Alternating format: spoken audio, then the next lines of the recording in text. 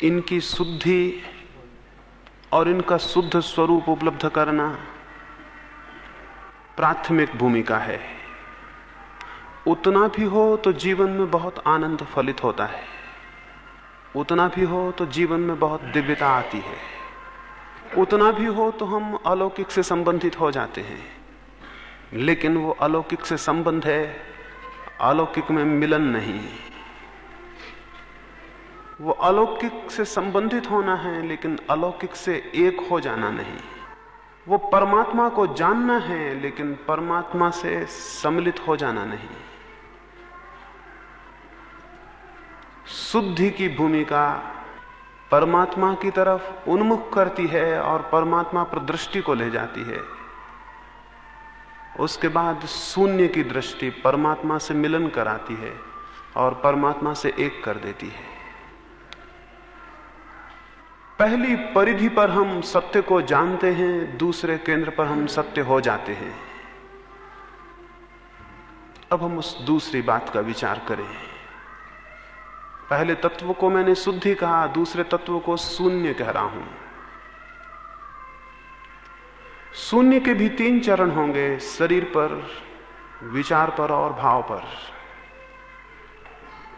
शरीर की शून्यता, शरीर तादात्म्य का विरोध है। शरीर के साथ हमारा तादात्म्य है, एक आइडेंटिटी है। हमें ऐसा प्रतीत नहीं होता कि हमारा शरीर है, किसी तल पर हमें प्रतीत होता रहता है मैं शरीर हूं, मैं शरीर हूं। ये भाव विलीन हो जाए तो शरीर शून्यता घटित होगी। शरीर के साथ मेरा तादात्म्य टूट जाए तो शरीर शून्यता घटित होगी। सिकंदर जब भारत से वापस लौटता था तो उसने चाहा कि वो एक फकीर को भारत से ले जाए ताकि वो यूनान में दिखा सके कि फकीर, भारतीय फकीर कैसा होता है। यूं तो बहुत फकीर जाने को राजी थे, उत्सुक थे।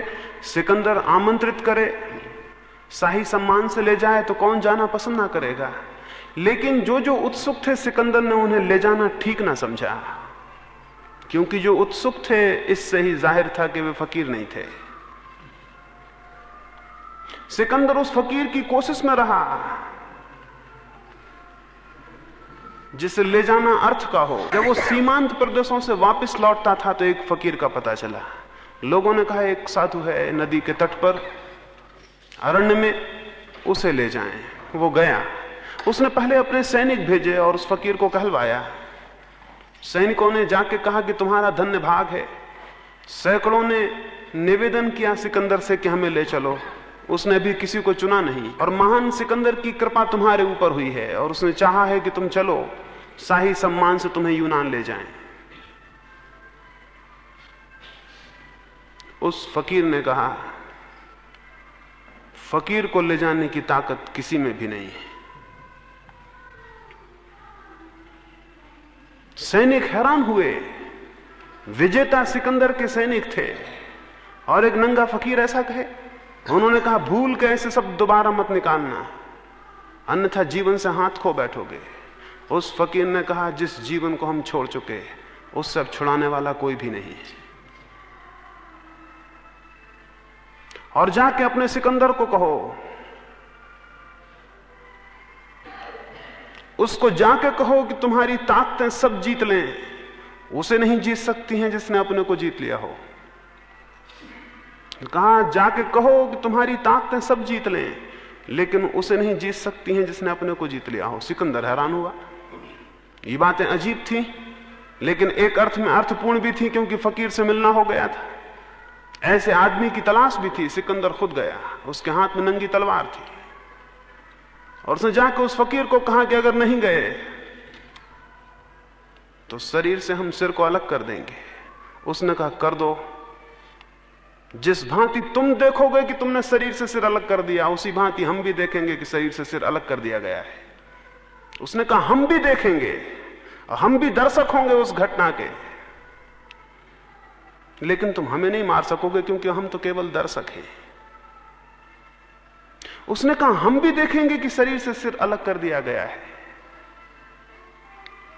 लेकिन इस भूल में मत रहना कि तुमने हमारा कुछ बिगाड़ा। जहां तक कोई कुछ बिगाड़ सकता है वहां तक हमारा होना नहीं है।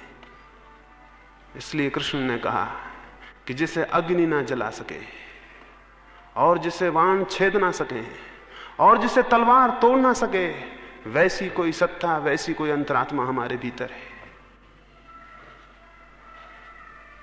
जिसे अग्नि ना जला सके और जिसे बाण ना भेज सके, वैसी कोई अविच्छेद सत्ता हमारे भीतर है।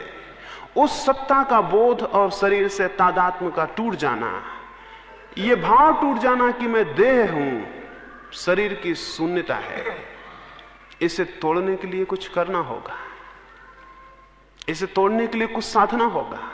और शरीर जितना शुद्ध होगा उतनी आसानी से शरीर से संबंध विच्छिन्न हो सकता है। शरीर जितने शुद्ध स्थिति में होगा उतनी शीघ्रता से यह जाना जा सकता है कि मैं शरीर नहीं हूं। इसलिए वो शरीर शुद्धि भूमिका थी, शरीर शून्यता उसका चरम फल है। कैसे हम साधेंगे कि मैं शरीर नहीं हूं, यह अनुभव हो जाए। एक बात, उठते बैठते सोते जागते अगर हम थोड़ा स्मरण पूर्वक देखें, अगर थोड़ी राइट माइंडफुलनेस हो, अगर थोड़ी स्मृति हो शरीर की क्रियाओं के प्रति, तो पहला चरण शून्यता लाने का क्रमशः विकसित होता है। जब आप रास्ते पर चलते हैं तो जरा अपने भीतर गौर से देखें, वहां कोई ऐसा भी है जो नहीं चल रहा है। आप चल रहे हैं, आपके हाथ पैर चल रहे हैं, आपके भीतर कोई ऐसा तत्व भी है जो बिल्कुल नहीं चल रहा, जो मात्र आपके चलने को देख रहा है। जब हाथ पैर में दर्द हो, पैर पे चोट लग गई हो, तो जरा भीतर सजग होकर देखें, चोट आपको लग गई है या चोट देह को लगी है, और आप चोट को जान रहे हैं। जब कोई पीड़ा हो शरीर पर, तो जरा सजग होकर देखें कि पीड़ा आपको हो रही है, आप केवल पीड़ा के साक्षी हैं, पीड़ा के दर्शक हैं। जब भूख लगे तो स्मरण पूर्वक देखें, भूख आपको लगी है या देह को लगी है, और आप केवल दर्शक हैं। और जब कोई खुशी आए तो उसको भी देखें और अनुभव करें कि वो खुशी कहां घटित हुई है। जीवन के उठते बैठते चलते सोते जागते जो भी घटनाएं हैं, उन सब में एक स्मृति पूर्वक इस बात का विवेक और इस बात की निरंतर चेष्टा देखने की कि घटनाएं कहां घट रही हैं, वे मुझ पर घट रही हैं या मैं केवल देखने वाला हूं। हमारी आदतें तादात्म्य की घनी हैं। अगर आप एक फिल्म भी देखते हो, एक नाटक देखते हो, तो यह हो सकता है कि आप फिल्म या नाटक देखते हुए रोने लगे,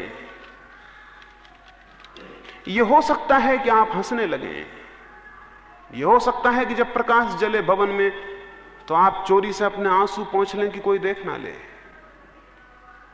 आप रोए। एक चित्र को देखकर आपने तादात्म्य किया, चित्र के किसी नायक से, किसी पात्र से आपने तादात्म्य कर लिया, उस पर पीड़ा घटी होगी, वो पीड़ा आप तक संक्रमित हो गई और आप रोने लगे। मनुष्य के अंतस जीवन में भी शरीर पर जो घटित हो रहा है, चेतना उसे मुझ पर हो रहा है ऐसा मान के दुखी और पीड़ित है। सारे दुख का एक ही कारण है कि हमारा शरीर से तादात्म्य है, और सारे आनंद का भी एक ही कारण है कि शरीर से तादात्म्य विच्छिन्न हो जाए, हमें यह स्मरण आ जाए कि हम देह नहीं। तो उसके लिए सम्यक स्मृति, देह की क्रियाओं के प्रति सम्यक स्मृति, राइट अवेयरनेस, देह की क्रियाओं का सम्यक दर्शन, सम्यक निरीक्षण प्रक्रिया है। देह शून्यता आएगी देह के प्रति सम्यक निरीक्षण से। यह निरीक्षण करना जरूरी है। जब रात्रि बिस्तर पर सोने लगे तो यह स्मरण पूर्वक देखना जरूरी है कि मैं नहीं, मेरी देह बिस्तर पर जा रही है। और जब सुबह बिस्तर से उठने लगे तो स्मृति पूर्वक यह स्मरण रखना जरूरी है कि मैं नहीं, मेरी देह बिस्तर से उठ रही है। नींद मैंने नहीं ली है, नींद केवल देह ने ली है। और जब भोजन करें तो जाने कि भोजन केवल देह ने किया है, और जब वस्त्र पहने तो जाने कि वस्त्र केवल देह को ढकते हैं, मुझे नहीं। और जब कोई चोट करे तो स्मरण पूर्वक आप जान सकेंगे कि चोट देह पर की गई है, मुझे नहीं। इस भांति सतत बोध को जगाते जगाते किसी क्षण विस्फोट होता है और तादात्म्य टूट जाता है। आप जानते हैं, जब आप स्वप्न में होते हैं तो आपको अपनी देह की स्मृति नहीं रह जाती, और आप जानते हैं जब आप गहरी निद्रा में जाते हैं तो आपको अपनी देह का पता रह जाता है, क्या आपको अपना चेहरा याद रह जाता है। आप अपने भीतर जितने गहरे जाते हैं उतने ही अनुपात में देह भूलती चली जाती है। स्वप्न में देह का पता नहीं होता, और प्रगाढ़ निद्रा में, सुसुप्ति में देह का बिल्कुल ही पता नहीं होता है। जब वापस होश आना शुरू होता है, क्रमशः देह का तादात्म्य जागता है। किसी दिन सुबह जब नींद खुल जाए तो एक क्षण अंदर देखना, आप देह हैं, तो आपको धीरे धीरे दिखाई पड़ेगा स्पष्ट देह का तादात्म्य जग रहा है, पैदा हो रहा है। इस देह के तादात्म्य को तोड़ने के लिए एक प्रयोग है जो अगर महीने में 1-2 बार आप करते रहें तो देह के तादात्म्य के तोड़ने में सहयोग होगा। उस प्रयोग को थोड़ा सा समझ लें। जिस भांति हम रात्रि का ध्यान कर रहे हैं, उसी भांति सारे शरीर को शिथिल छोड़कर, प्रत्येक चक्र पर सुझाव देकर शरीर को शिथिल छोड़कर अंधकार करके कमरे में ध्यान में प्रवेश करें। जब शरीर शिथिल हो जाए, जब श्वास शिथिल हो जाए और जब चित्त शांत हो जाए, तो एक भावना करें कि आप मर गए हैं, आपकी मृत्यु हो गई है, और स्मरण करें अपने भीतर कि अगर मैं मर गया हूं तो मेरे कौन से परिजन मेरे आसपास इकट्ठे हो जाएंगे। उन्हें, उनके चित्रों को अपने आसपास उठते हुए देखें। वे क्या करेंगे, उनमें कौन रोएगा, कौन चिल्लाएगा, कौन दुखी होगा, उन सबको बहुत स्पष्टता से देखें। वे सब आपको दिखाई पड़ने लगेंगे।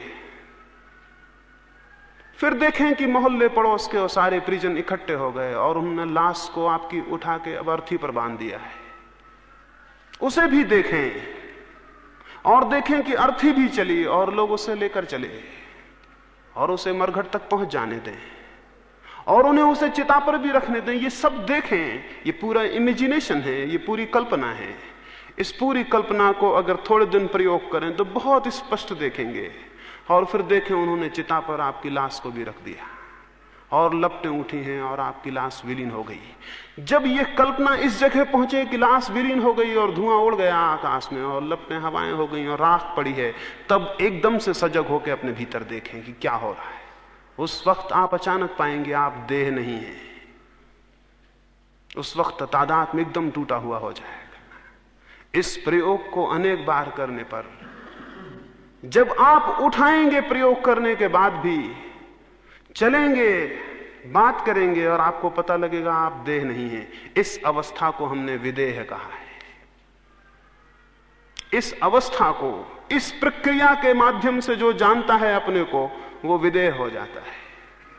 अगर ये 24 घंटे सध जाए और आप चलें, उठें, बैठें, बात करें और आपको स्मरण हो कि आप देह नहीं हैं, तो देह शून्य हो गई। और ये देह शून्य हो जाना अद्भुत है। ये अद्भुत है, इससे अद्भुत कोई घटना नहीं है। देह का तादात्म्य टूट जाना सबसे अद्भुत है। देह शुद्धि, विचार शुद्धि और भाव शुद्धि के बाद जब देह की शून्यता का ये प्रयोग करेंगे तो ये निश्चित सफल हो जाता है और तब जीवन में बड़े अद्भुत परिवर्तन होने शुरू हो जाते हैं। आपकी सारी भूलें और सारे पाप देह से बंधे हुए हैं। आपने जीवन में एक भी भूल और एक भी पाप